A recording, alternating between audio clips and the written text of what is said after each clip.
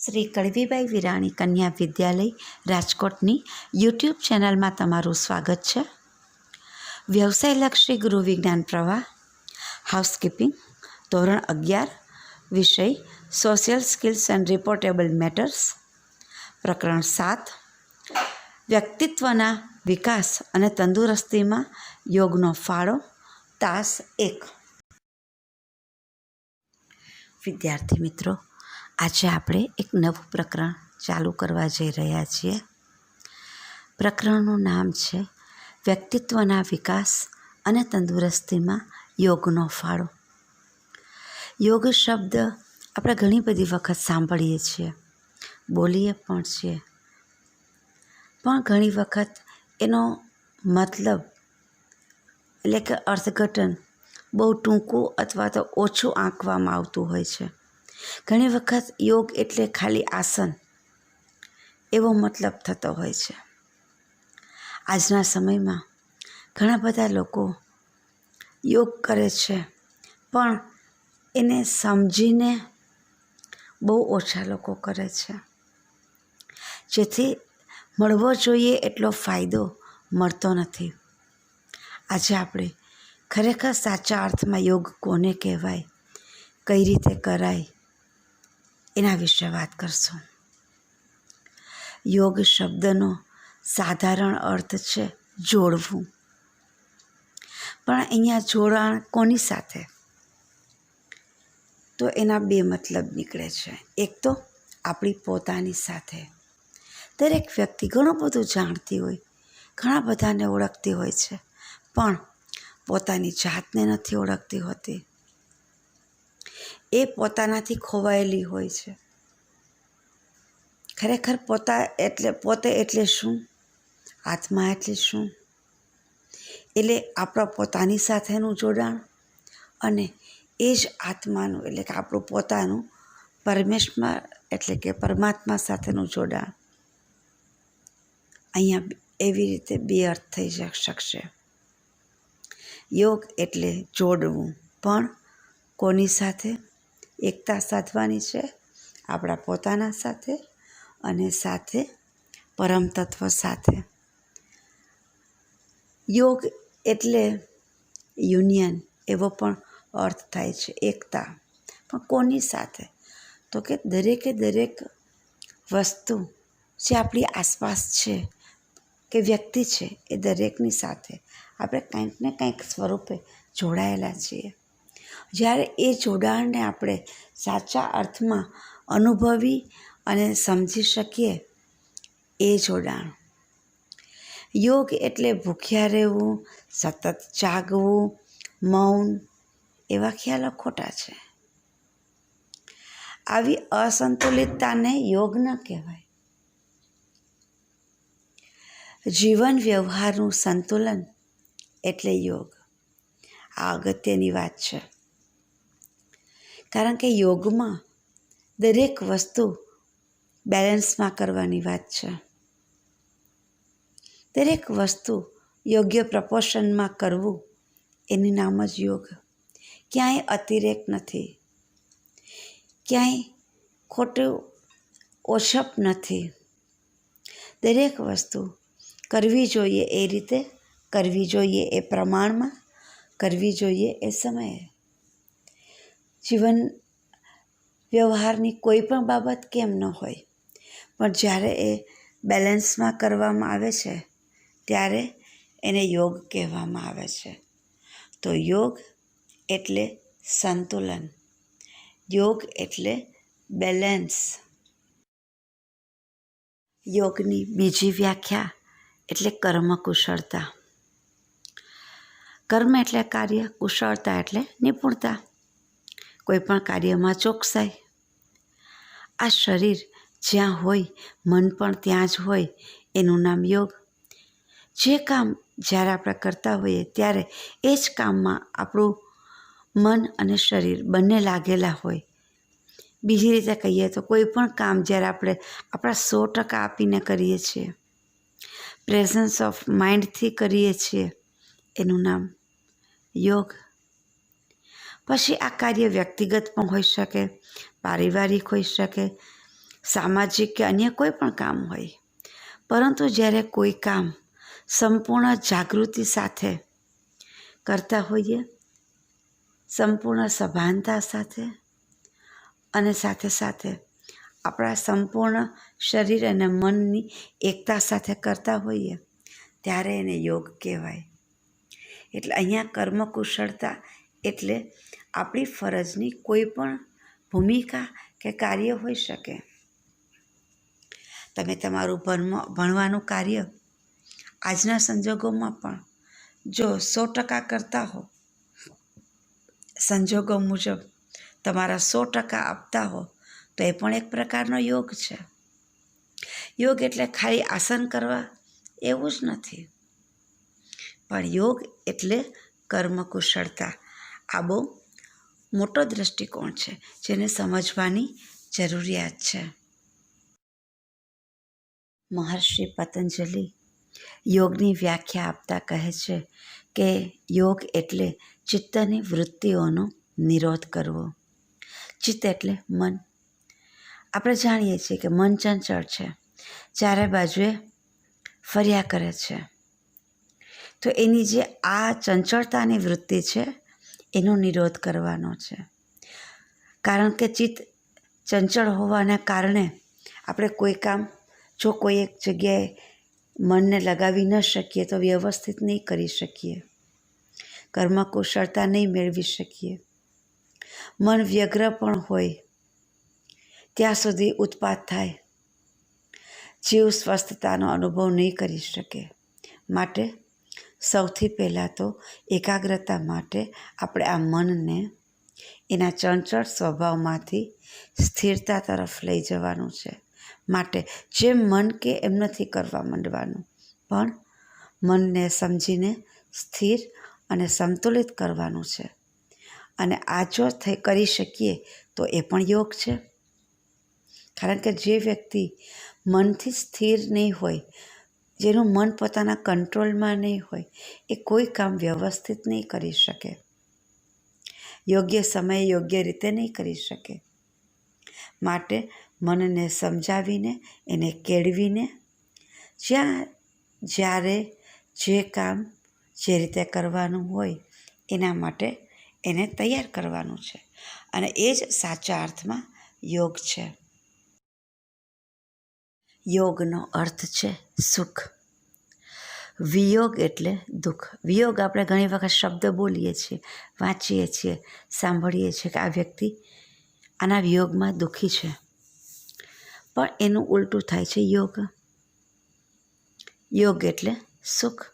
કારણ કે જ્યાં સાચા અર્થમાં આપણું આપણા પોતાની સાથે અથવા તો ઈશ્વર સાથે જોડાણ થઈ જાય છે, ત્યારે પછી દુઃખ જેવું રહેતું નથી અને એનાથી મોટું કોઈ સુખ હોતું નથી. એ આપણને ખ્યાલ આવી જાય છે. યોગ એટલે શાંતિ, સમૃદ્ધિ, ઉન્નતિ, ઉત્કર્ષ, અભ્યુદય અને આત્મચેતનામાં શાશ્વત સ્થિતિ.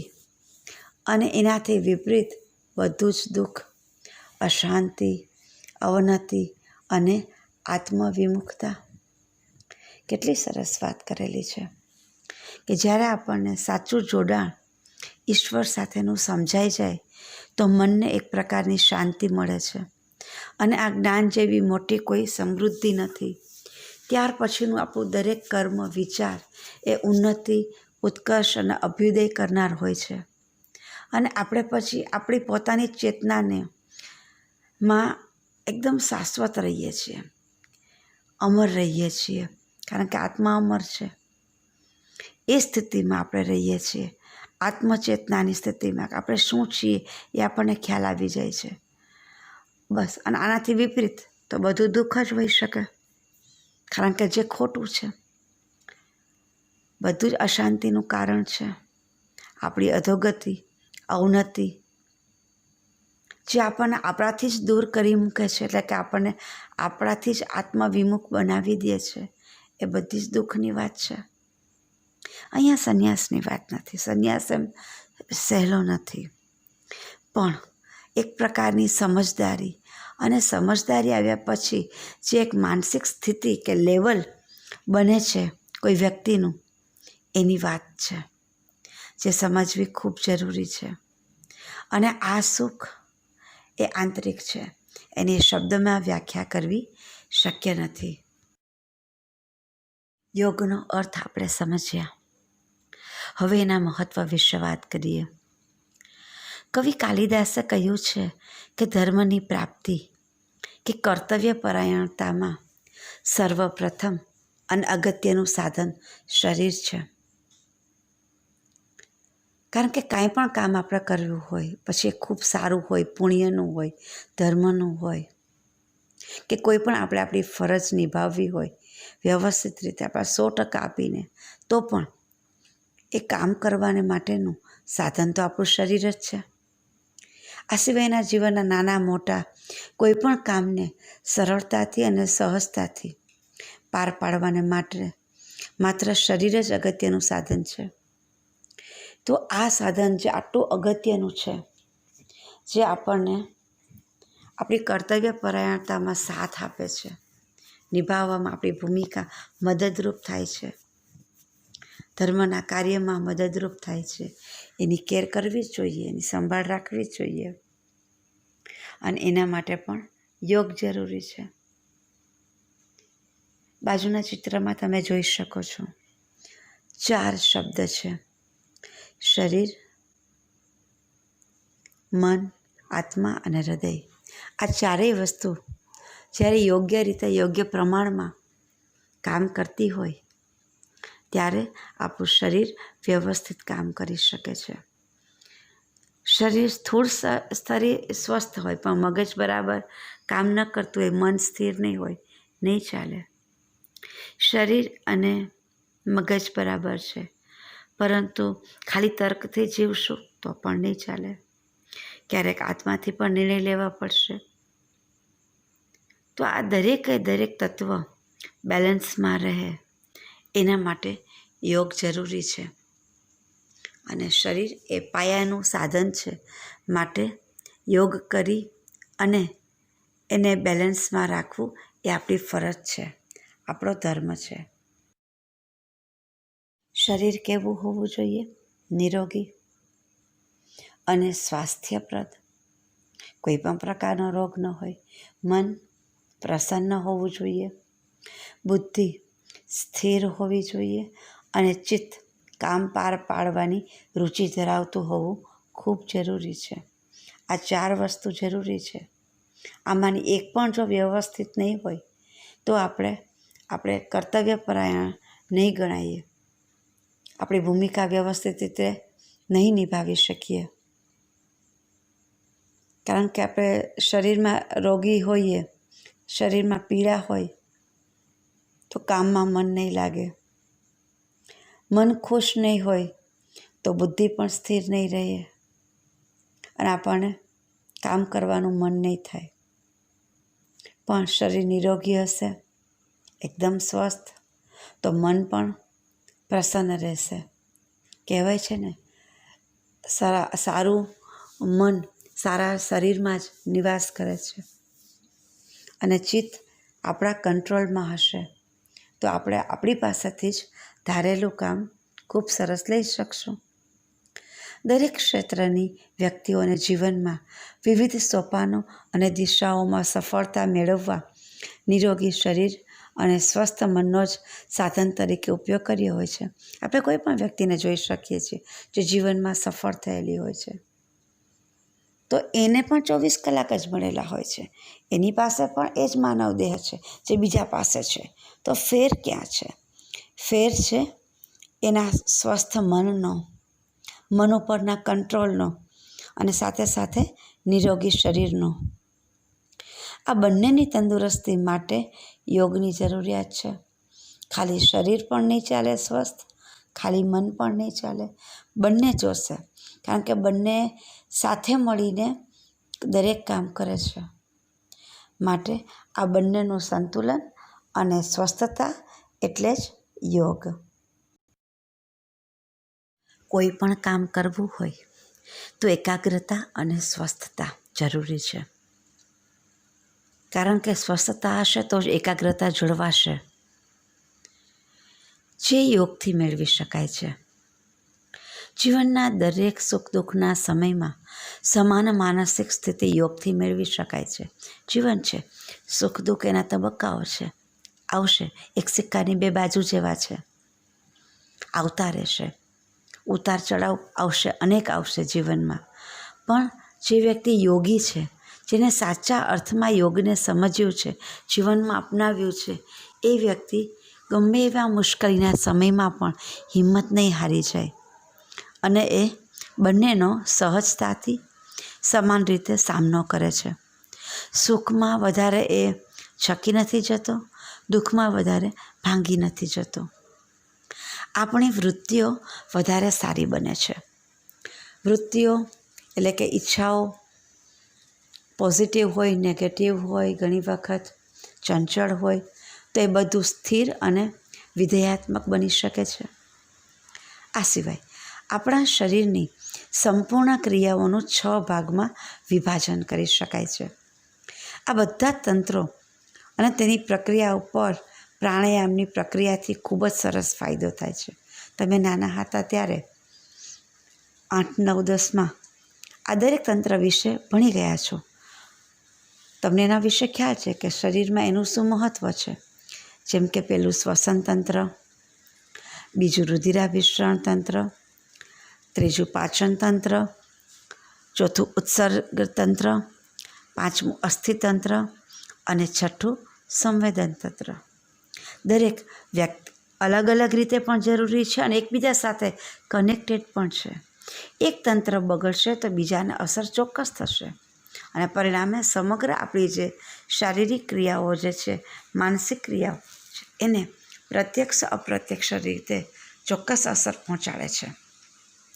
અને આ દરેકે દરેક મુખ્ય તંત્રોને પ્રાણાયામથી ખૂબ જ ફાયદો થાય છે. એને બેલેન્સમાં રાખી શકાય છે, યોગ્ય રીતે કાર્યરત રાખી શકાય છે અને એના દ્વારા આપણે સ્વસ્થતાને પણ મેળવી શકીએ છીએ. યોગનો અર્થ અને મહત્ત્વ જાણ્યા પછી હવે આપણે યોગના અંગો વિશે સમજીએ.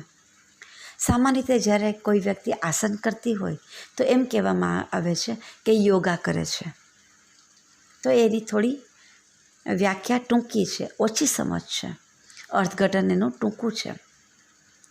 આસન એ માત્ર યોગના 8 અંગોમાંનું એક અંગ છે. ખરેખર યોગના 8 અંગ છે, 8 પગથિયા છે. એ પણ એના ક્રમ નક્કી છે. એ મુજબ જ જો ચડવામાં આવે અને વ્યક્તિ દરેક તબક્કે સફળતા મેળવતો જાય ત્યારે એને સાચા અર્થમાં યોગને સમજીને પ્રાપ્ત કર્યું કહેવાય, જીવનમાં અપનાવ્યું કહેવાય, એ સિદ્ધિને પ્રાપ્ત કરી કહેવાય. આમાં યમ, નિયમ, આસન, પ્રાણાયામ, પ્રત્યાહાર, બહિરંગ સાધના છે કે આની જેમ સાધના કરતા હો આ 5 તત્વની, તો એ બહિરંગ છે, બહારથી જોઈ શકાય છે. જ્યારે ધારણા, ધ્યાન અને સમાધિ એ અંતરંગ સાધના છે. આપણી આ 3 તત્વ ઉપરની સાધના કોઈ વ્યક્તિ જોઈ નથી શકતી. એ ખાલી વ્યક્તિ પોતે જ ફીલ કરે છે, એને વધારે ખબર હોય છે, કેમ કે તેનો સંબંધ અંતઃકરણ સાથે છે. આ દરેકને વિશે આપણે આગળ ધીરે ધીરે સમજતા જઈશું. કદાચ આ તત્વ પણ તમને ખબર હશે, આ 8 અંગ પણ તમે વાંચ્યા હશે, યાદ રાખ્યા હશે. આજે એને થોડું વધારે ઊંડાણપૂર્વક સમજવાની કોશિશ કરીએ. પહેલું પગથિયું છે, પહેલું અંગ છે યમ. યમ એટલે અહિંસા, સત્ય, ચોરી ન કરવી, બ્રહ્મચર્ય અને અપરિગ્રહનો આમાં સમાવેશ થાય છે. આ બધા તત્વો વિશે આપણે સાંભળ્યું છે, બોલીએ છીએ, વાંચીએ છીએ, પણ જ્યારે આને આપણે જીવનમાં અપનાવીએ ત્યારે આપણે સાચા અર્થમાં એક પગથિયું ચડ્યા કહેવાઈએ યોગની દિશામાં. અહિંસા એટલે કોઈને મારવું એમ નહીં, પણ વૈચારિક રીતે પણ કોઈનું અહિત થાય એવું વિચારવાનું નથી, એ હદે અહિંસા કરવાની છે. સત્ય, જે સાચું છે એ જ કરવાનું છે, જે સાચું છે એ જ બોલવાનું છે. જે સાચું છે એ જ વર્તવાનું છે, એ સાચા અર્થમાં સત્ય. ચોરી ન કરવી એટલે કોઈ વસ્તુની ચોરીની અહીંયા વાત નથી, એ તો નથી જ કરવાની. સાથે સાથે બહુ સૂક્ષ્મ વાત છે, કોઈના વિચારની પણ ચોરી નથી કરવાની, કોઈના આઈડિયાની પણ ચોરી નથી કરવાની. તમે વ્યવસાયલક્ષી પ્રવાહના વિદ્યાર્થી છો.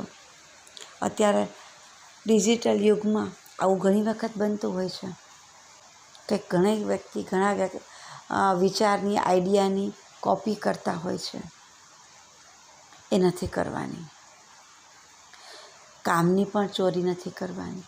જે કર્મ આપણા ફાળે આવેલું છે, જે ભૂમિકા આપણા ફાળે આવેલી છે, એને નિષ્ઠાપૂર્વક ભજવવાની છે. બ્રહ્મચર્ય, અહીંયા બ્રહ્મચર્યનો અર્થ થશે બ્રહ્મ એટલે ઈશ્વર. એ જે આચરણ કરે છે એવું શ્રેષ્ઠ આચરણ. યોગ્ય સમયે યોગ્ય કામ કરવું, યોગ્ય સમયે જાગવું, દરેક ભૂમિકાને શ્રેષ્ઠ રીતે નિભાવવી, એનું નામ બ્રહ્મચર્ય. અને અપરિગ્રહ, ખોટી કોઈ વસ્તુનો સંગ્રહ કરવાનો નથી.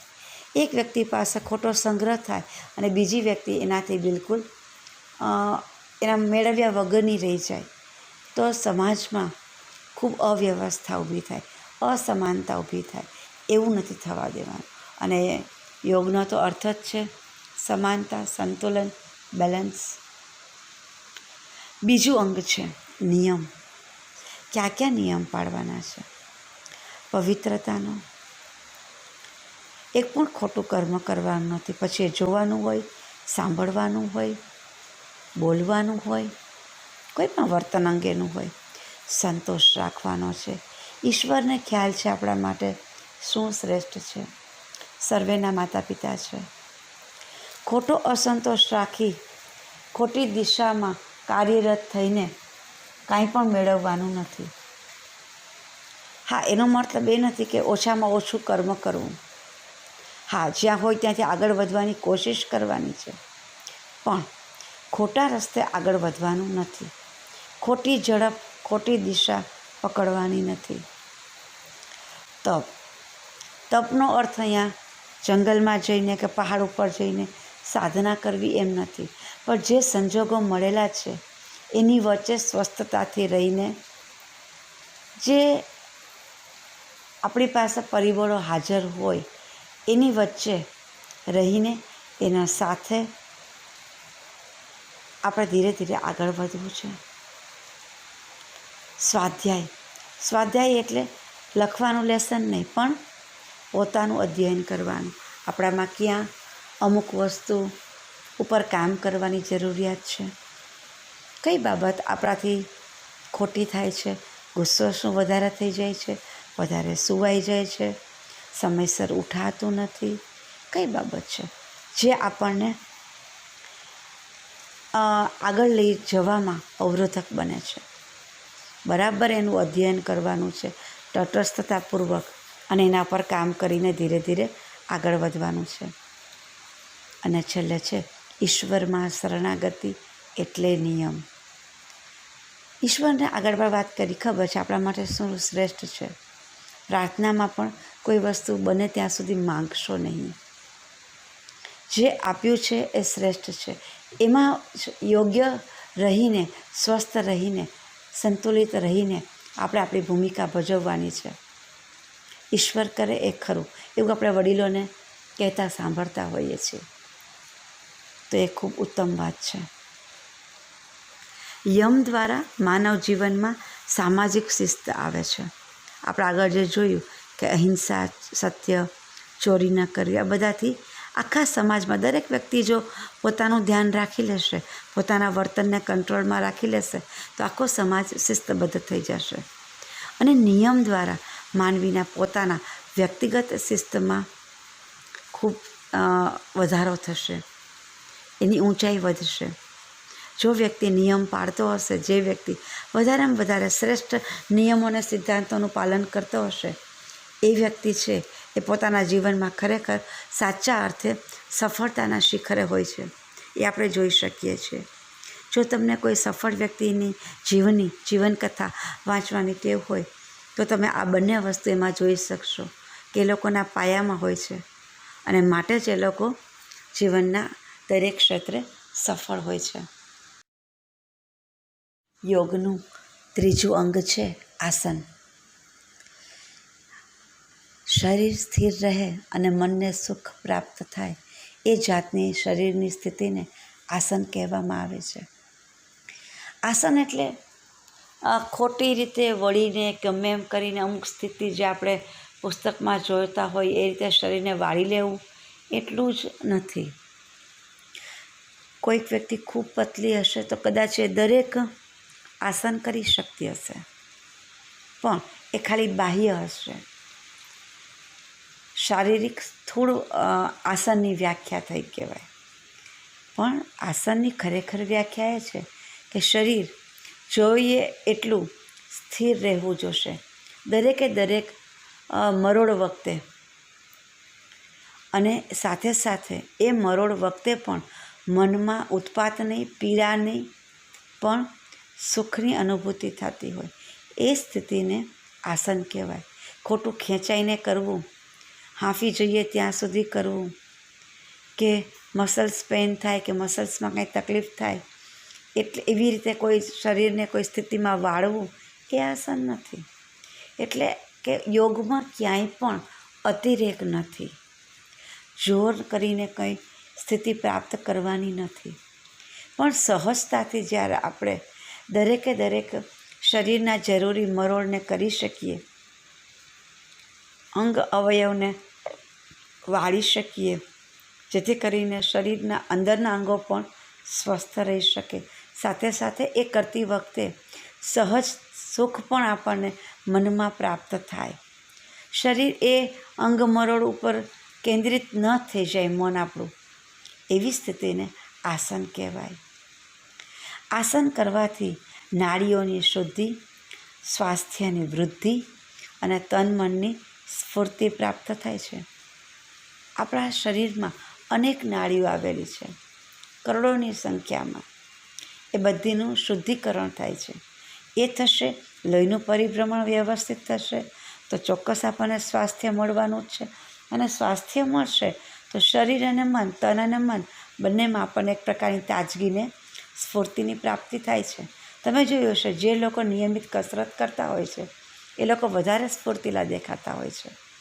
ખરેખર ક્યારેક એવું લાગે કે કામ કરવાથી કે કસરત કરવાથી થાક લાગવો જોઈએ, એની બદલે સ્ફૂર્તિ કેમ પ્રાપ્ત થાય છે? આ જ આનું મહત્ત્વ છે. સિદ્ધાસન, પદ્માસન, સ્વસ્તિકાસન ઉત્તમ છે. આસન સમયે કરોડરજ્જુ, માથું અને ડોકને સીધી રાખીને નજર નાકના આગળના ભાગ ઉપર અથવા તો બે ભ્રમરની વચ્ચે રાખવી જોઈએ. ત્યાં આજ્ઞાચક્ર છે. આજ્ઞાચક્ર ઉપર ધ્યાન કેળવવાની ટેવ પડશે તો આપણા દરેક નિર્ણય છે એ વ્યવસ્થિત લેવાશે. આપણા ઉપરનું કંટ્રોલ છે એ વધી જશે. આપણે આપણી જાતને પણ આજ્ઞા આપી શકીશું, અન્યને પણ વ્યવસ્થિત કંટ્રોલ કરી શકીએ, સંચાલિત કરી શકીએ. તો વ્યવસાયલક્ષી કોર્સના વિદ્યાર્થી તરીકે, એક સંચાલક તરીકે જ્યારે તમારા ભવિષ્યમાં ભૂમિકા ભજવવાની હોય ત્યારે આપણું આજ્ઞાચક્ર બહુ જ વ્યવસ્થિત હોવું જોઈએ. એક લીડરનું ખૂબ આજ્ઞાચક્ર વ્યવસ્થિત હોય તો એ પોતાનું સંચાલનનું કામ છે એ વ્યવસ્થિત કરી શકે છે. સાથે સાથે પોતાની પાસેથી પણ સરસ કામ લઈ શકે છે. પરિણામે જીવંત ઉદાહરણ પણ એ કંપનીમાં પૂરું પાડી શકે છે.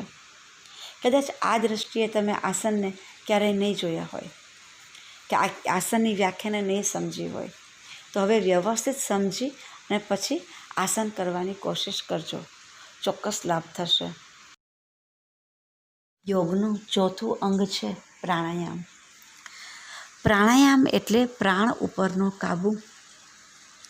નાસિકા દ્વારા બહારનો જીવાયુ અંદર પ્રવેશ કરે છે તે શ્વાસ કહેવાય છે, અને નાસિકા દ્વારા કોષ્ઠ સ્થિત એટલે કે આપણા ફેફસામાં રહેલો જીવાયુ બહાર નીકળે છે તે પ્રશ્વાસ કહેવાય છે, ઉચ્છ્વાસ કહેવાય છે.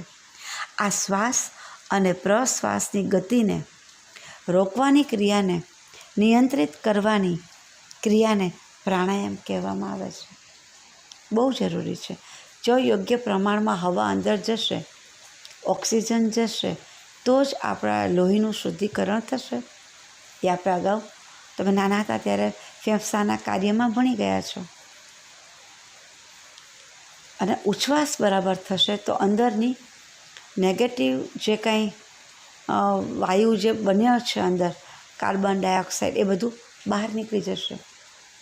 પરિણામે રોગ નહીં થાય અને આપણે સ્વસ્થ રહી શકીશું. પ્રાણાયામ એ સહજ રીતે થતો જ હોય છે. નિરંતર બધા શ્વાસ ઉચ્છ્વાસ કરતા જ હોય છે. એ પ્રક્રિયા આપણે કરીએ જ છીએ. પણ જ્યારે આ પ્રક્રિયા સભાનતાપૂર્વક અને વ્યવસ્થિત માત્રામાં કરવામાં આવે ત્યારે એની અસર આખી અનન્ય હોય છે. પ્રાણાયામ વિશે હજી વધુ સમજીએ તો પ્રાણાયામનો ઉદ્દેશ શરીરમાં વ્યાપ્ત પ્રાણ શક્તિને ઉત્પ્રેરિત, સંચારિત, નિયમિત અને સંતુલિત કરવાનો છે. આ પ્રાણ તત્વ જે છે, જેને આપણે હવામાંથી અંદર લઈએ છીએ, સર્વત્ર વ્યાપ્ત છે, આપણા શરીરની અંદર પણ છે. પણ એ પ્રાણ શક્તિને પ્રેરિત કરવાની છે યોગ્ય કાર્ય માટે. અને એને યોગ્ય કાર્ય માટે પ્રેરિત કરવા માટે એને સંચાલિત પણ કરવાની છે. સંચારિત પણ આખા શરીરમાં એને આપણે ફેરવવાની છે. અને ફેરવવાનું પણ નિયમિત રીતે કરવાનું છે.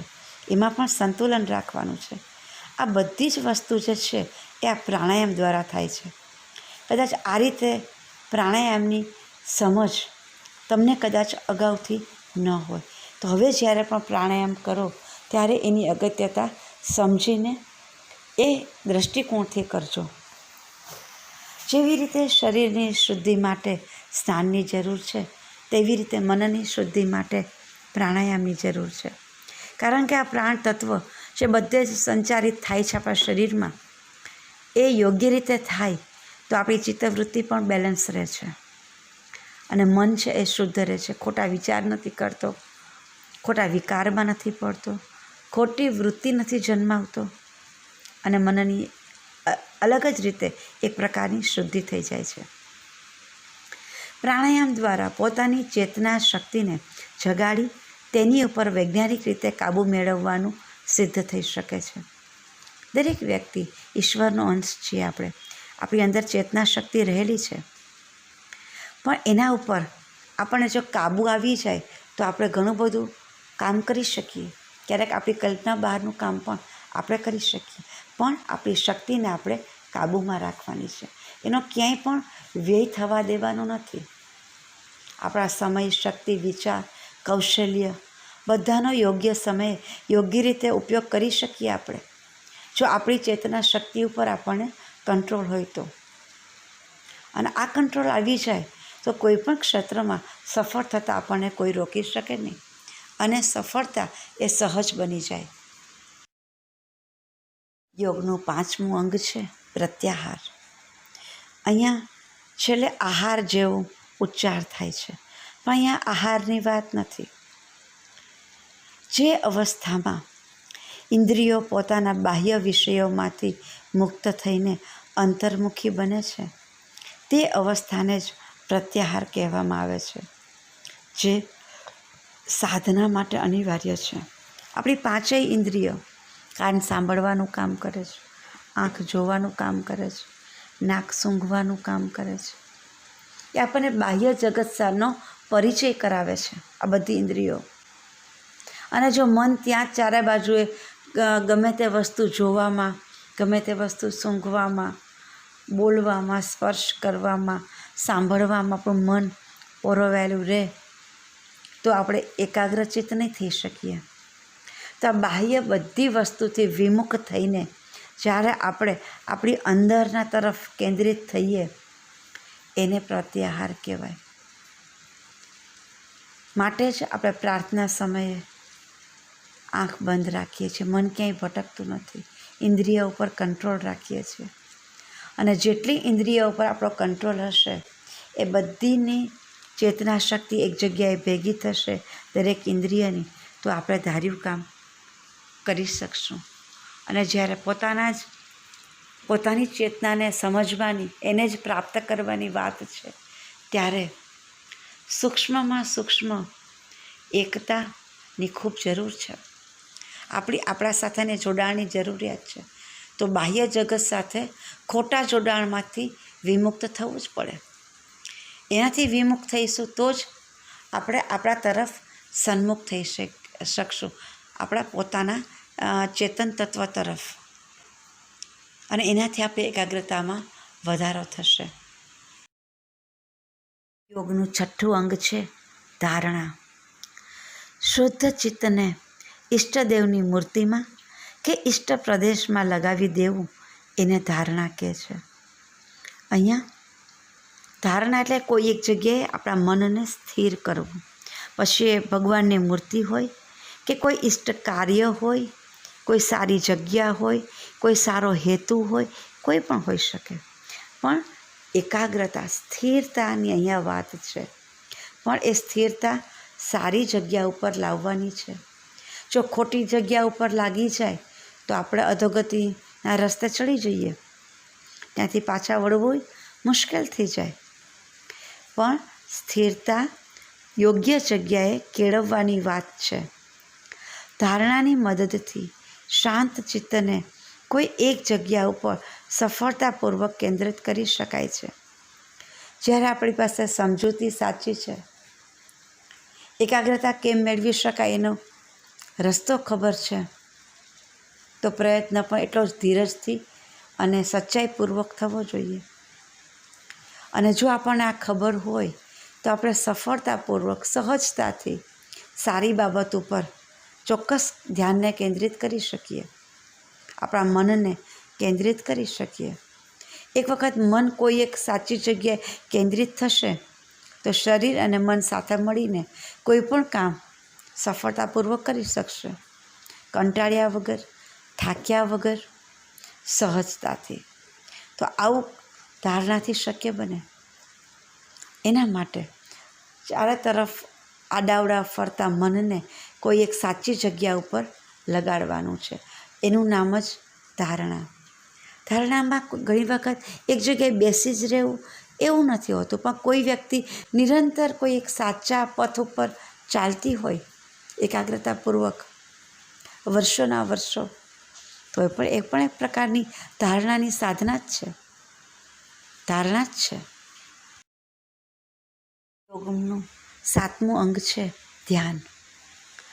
ધારણા દ્વારા ચિત્તવૃત્તિને જે વિષયમાં લગાવી હોય તે વિષયમાં તેને સતત ચાલુ રાખવી, તેને ધ્યાન કહેવાય છે. ઘણી વખત આપણે જોઈએ છીએ અમુક વ્યક્તિ કોઈ એક કામમાં સ્થિર નથી રહી શકતી, સતત ઉઠબેસ કરે છે, કાં તો કામને બદલ્યા કરે છે, એના વિચારો બદલ્યા કરે છે, વર્તન બદલ્યા કરે છે, વૃત્તિ બદલ્યા કરે છે. તો આ ધારણાની ઉણપ છે. અને કોઈ એક જગ્યા ઉપર જ્યારે આપણું મન કે આપણા વિચાર સ્થિર નથી થતા તો ધ્યાન નહીં પ્રાપ્ત કરી શકીએ. લાંબા સમયની સ્થિરતાપૂર્વકની, સમજદારીપૂર્વકની ધારણા એટલે જ ધ્યાન. ધ્યાનની મદદથી મનના રાજસ અને તામસ મલનો નાશ થાય છે અને સાત્વિક ગુણોનો વિકાસ થાય છે. રાજસ તત્વ એટલે શું? ખાવું પીવું, હરવું ફરવું, સારા કપડાં પહેરવા, રાજસિક ગુણ છે, રાજસિક બધી બાબતો છે, મોજશોખની ખાલી જેમાં વાત છે. એવું જ આપણું મનની અમુક અમુક વૃત્તિઓ હોય છે, એ બધી રાજસ કહેવાય. અને તમસ એટલે આળસ, ઊંઘ, દરેક વસ્તુમાં અનિયમિતતા, વિકૃતિ, આ બધું તમસ છે. તમસ એટલે અંધારું, અજ્ઞાન, એટલે જેને મલ કહેવામાં આવે છે. એ આપણા વિચારોનું મળ છે. આ બધી વસ્તુ ધારણા અને ધ્યાન કરવાથી દૂર થાય છે અને સાત્વિક ગુણોનો વિકાસ થાય છે. એટલે કે જે ખરેખર એક મનુષ્ય તરીકે જે કર્મ કરવા જોઈએ એ કર્મ કરવા તરફ આપણે વળીએ છીએ. આપણો આહાર, વિચાર, આ દરેક વસ્તુ જે છે એ સાત્વિક બને છે, શુદ્ધ બને છે, યોગ્ય બને છે, ધર્મપરાયણ રીતે શ્રેષ્ઠ બને છે. અને એનું નામ જ ધ્યાન. ધ્યાન એટલે માત્ર બેસી રહેવું આંખ બંધ કરીને, એવું નથી, પણ સતત કોઈ એક નિશ્ચિત દિશામાં, સાચી દિશામાં સતત કાર્યરત રહેવું, દુનિયાદારીના કોઈ પણ બીજા પ્રલોભનથી લોભિત ન થઈ જવું, એનું નામ જ ધ્યાન. કે જે ભૂમિકા આપણા ફાળે છે એને ભજવવાની છે, એક પણ લોભના રસ્તા ઉપર વળ્યા વગર. તો એનું નામ જ ધ્યાન છે. યોગ ક્યારેય કર્મથી દૂર રહેવાનું કહેતો નથી, કારણ કે યોગની વ્યાખ્યા જ આપણે કરી. યોગ એટલે કર્મકુશળતા, સતત નિરંતર કામ તો કરવાનું જ છે, પણ એ સાત્વિક અને સાચું, પોતાના માટે પણ શ્રેષ્ઠ, અન્યને માટે પણ શ્રેષ્ઠ. આ જ્યારે સમજ આવે ત્યારે એને સાચા અર્થમાં ધ્યાન કહેવાય. યોગનું 8મું અંગ કે 8મું પગથિયું છે સમાધિ. જ્યારે મન સંકલ્પ વિકલ્પ રહિત થઈને પૂરેપૂરા ઈશ્વરમાં સમાઈ જાય એનું નામ જ સમાધિ. એટલે કે એવો સંકલ્પ નહીં કરવાનો કે જેમાં 4 વિકલ્પ પણ હોય અને આપણે આપણા સંકલ્પને પર ધીરે ધીરે નીચે ઉતારતા જઈએ, કે સંકલ્પમાંથી બચતા જઈએ, કે એમાંથી કોઈ રસ્તો કાઢી લઈએ. એ સાચા અર્થમાં સંકલ્પ નથી. જ્યારે કોઈ એક શ્રેષ્ઠ સંકલ્પ આપણે કરીએ છીએ ત્યારે એમાંથી પાછા વળવાનો કોઈ પણ વિકલ્પ હોવો જોઈએ નહીં. કોઈ પણ વિકલ્પ આપણને આપણા યોગ્ય સંકલ્પથી પીછેહટ કરી ન શકે. એવી રીતે એવા સહજ અને દ્રઢ મનથી જ્યારે આપણે કોઈ કર્મમાં જોડાયેલા રહીએ એનું નામ જ સમાધિ. સમાધિ એટલે માત્ર બેસી રહેવું એમ નથી, ભૂખ્યા રહેવું, આંખ બંધ રાખવી એ નથી, એ એનું બાહ્ય સ્વરૂપ છે.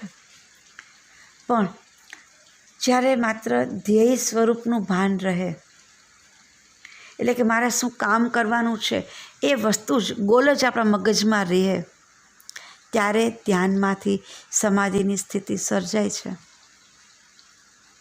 100% આપણે કોઈ વસ્તુ ઉપર જ્યારે ફોકસ્ડ હોઈએ છીએ ત્યારે આપણે ખરેખર સાચા અર્થમાં સમાધિના લેવલે હોઈએ છીએ. કર્મ સમાધિ છે અને સમાધિ છે એ ધ્યાનની ચરમસીમા છે. એટલે પહેલાં ધારણા, કોઈ એક સાચી જગ્યા ઉપર મનને વૃત્તિને કેન્દ્રિત કરવી, સતત એના પર લાંબા સમય સુધી રાખવી એટલે ધ્યાન, અને એકદમ આપણા કર્મ સ્વરૂપમાં એકાગ્ર થઈ જવું. કર્મ એ જ જીવન એવું સ્લોગન કે એવો મોટો આપણા જિંદગીમાં આવી જાય. મનુષ્ય તરીકે અવતાર લીધેલો છે તો કયું કર્મ એને શ્રેષ્ઠ કહેવાશે એની સમજ આવી જાય. અને નિરંતર એ રસ્તે જ્યારે એ વ્યક્તિ ચાલતી રહેતી હોય અને કર્મ પ્રધાન બની જાય, એ કર્મ પણ પોતાના માટે પણ શ્રેષ્ઠ, પોતાની પણ ઉર્ધ્વ ગતિ કરે, સાથે સાથે સંપર્કમાં આવનાર અનેકને માટે પણ એ પથદર્શક બને. એવું જ્યારે એનું કર્મ હોય, નિરંતર હોય, એ કર્મ સિવાય પછી એની પાસે કાંઈ બીજું બચે જ નહીં. અન્યના લાભ સિવાયની વાત જે વ્યક્તિ વિચારતી નથી એ સમાધિ અવસ્થામાં જીવે છે એમ કહી શકાય. સમાધિ એટલે કર્મથી વિમુખતા બિલકુલ જ નહીં.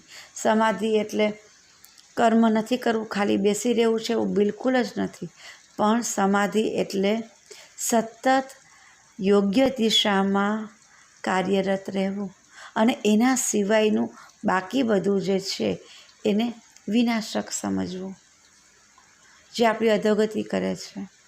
સતત શ્રેષ્ઠ કર્મમાં જ રતપ્રત રહેવું, ઓતપ્રત રહેવું, એનું નામ જ સમાધિ.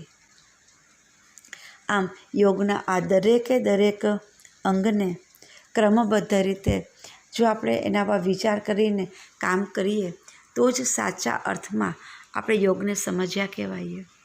ઘણી વખત અમુક લોકો એમ કહેતા હોય છે કે પ્રાણાયામ કરીએ છીએ પણ ફાયદો મળતો નથી. તો એને કદાચ એ નથી ખબર કે પ્રાણાયામ કરવાનો પણ પ્રોટોકોલ છે.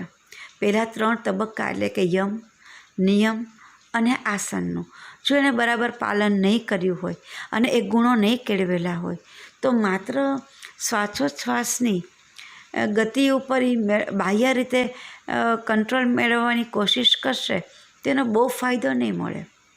હા, શરીરના સ્થૂળ સ્વરૂપે ચોક્કસ ફાયદો મળશે, પણ આંતરિક ફાયદો જે મળવો જોઈએ, કારણ કે પ્રાણાયામ એટલે મનનું સ્નાન, મનની શુદ્ધિ કરે છે, તો એને નહીં મળે જો એ યમ અને નિયમ પર એને પોતાના પર કામ નહીં કર્યું હોય. આસન એટલે કે સ્થિરતા, મનને, વિચારને, કર્મને યોગ્ય રીતે સ્થિર જેણે નથી કર્યા, મન ઉપર જેણે વિજય નથી મેળવ્યો, એને પ્રાણાયામનો ફાયદો નહીં મળે. તો આ વસ્તુ પણ સમજવા જેવી છે કે કઈ વસ્તુ કયા તબક્કે પહોંચ્યા પછી જ આપણને પ્રાપ્ત થઈ શકે છે. આમ યોગનું અનેરું મહત્ત્વ છે અને એના આઠે આઠ અંગની સમજૂતી પણ સાથે ખૂબ જ જરૂરી છે. તો જ આપણે એનો ક્રમબદ્ધ વ્યવસ્થિત લાભ લઈ શકીએ.